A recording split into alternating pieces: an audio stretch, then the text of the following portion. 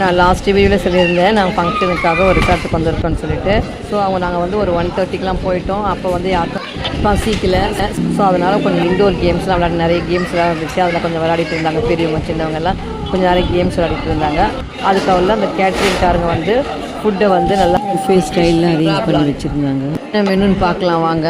Fish finger, crab lollipop, raita, அப்புறம் கத்திரிக்காய் chutney, bread halwa, kadai chicken 65, mutton biryani, அப்புறம் கடாய் சிக்கனு, சப்பாத்தி.